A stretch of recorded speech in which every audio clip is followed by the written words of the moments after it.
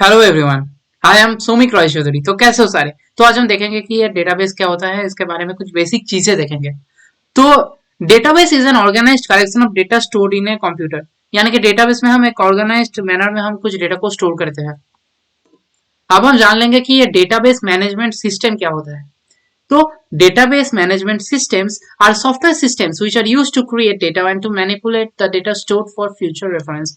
यानी कि ये कुछ सॉफ्टवेयर होता है जिसके हेल्प से हम कुछ स्टोर डेटा को मैनिपुलेट कर सकते हैं और बाकी कुछ नया डेटा को क्रिएट करके सेव कर सकते हैं मेन मेमोरी में।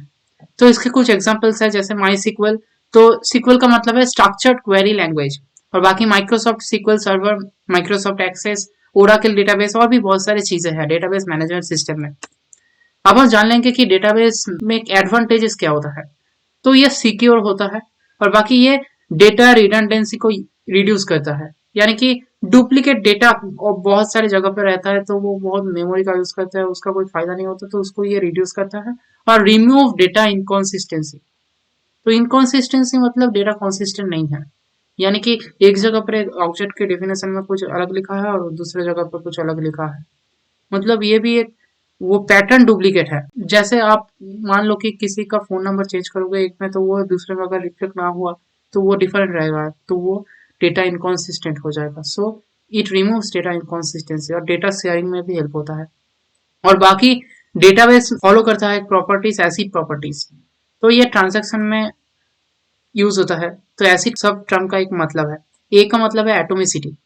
तो एटोमिसिटी का मतलब है एक ट्रांजैक्शन पूरा कंप्लीट होगा या फिर नहीं होगा, मिडिल में नहीं हो सकता, हाफ नहीं हो सकता। मतलब ट्रांजैक्शन में जो जो स्टेप्स है सब कंप्लीट होगा या फिर कुछ नहीं होगा। मतलब एक ट्रांजैक्शन अगर बीच में रुक जाए तो वो पूरा एकदम कुछ नहीं होता। और सी का मतलब है कंसिस्टेंसी। मतलब टोटल जो है वो सेम होना चाहिए, कंसिस्टेंट होना चाहिए डेटा। यानी कि मान लो कि आप एक अकाउंट से दूसरे अकाउंट में ट्रांसफर करना चाहते हो कुछ अमाउंट। तो फर्स्ट अकाउंट में आपका मान लो कि 1 लाख बैलेंस है और सेकेंड अकाउंट में आपका बैलेंस है 10,000। तो आप 1 लाख से जब 10,000 वाला अकाउंट पे आप जब 10,000 आप ट्रांसफर करना चाहते हो, तो टोटल दोनों अकाउंट का जो अमाउंट था उसका सम है 1,10,000। तो उसका ट्रांजेक्शन होने के बाद भी वो टोटल सम सेम रहना चाहिए।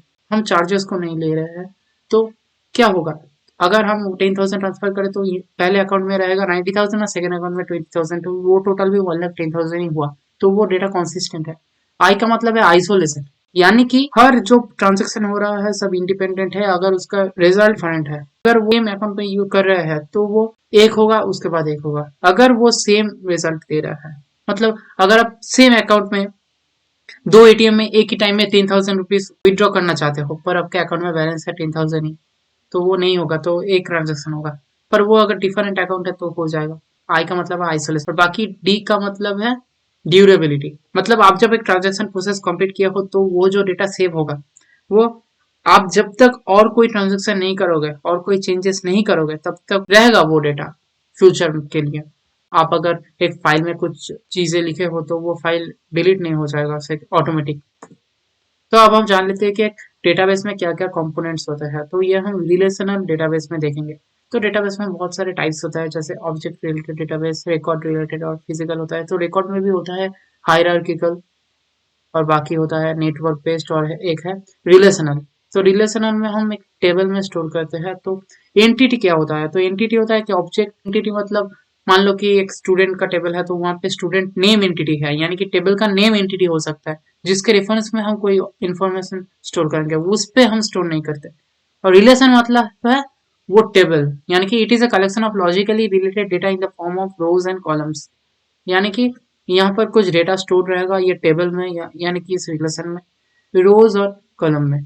कॉलम मतलब वर्टिकल वाला होता है और रोज हॉरिजॉन्टल। तो ये हम जान लेंगे कि एट्रीब्यूट क्या होता है। तो एट्रीब्यूट कॉलम होता है यानी कि वर्टिकल वाला।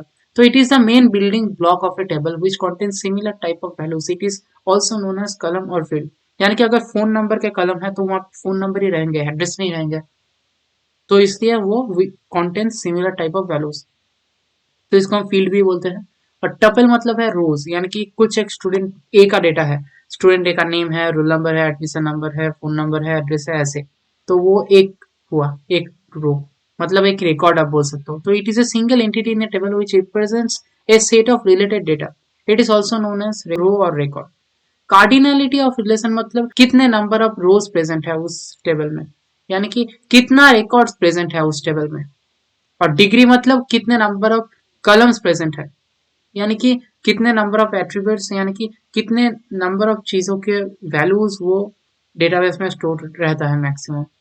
और बाकी व्यू मतलब है कि हम जब एक टेम्पोररी टेबल को जनरेट करते हैं यूजर के रिक्वेस्ट पे, यूजर को कुछ डेटा चाहिए उसके लिए इमीडिएट उसको एग्जीक्यूट करने के लिए हम व्यू मतलब एक टेम्पोररी एक वर्चुअल टेबल आप बोल सकते हो। तो it is a temporary table which is based on one or multiple tables used for increasing the execution speed of the request provided by the user during database transaction. तो ये था एक basic चीज है डेटाबेस के बारे में। अगर इसके रिगार्डिंग आपका कोई डाउट है तो आप कमेंट में बता सकते हो, बाकी चैनल को सब्सक्राइब कर दीजिए। Thank you for watching.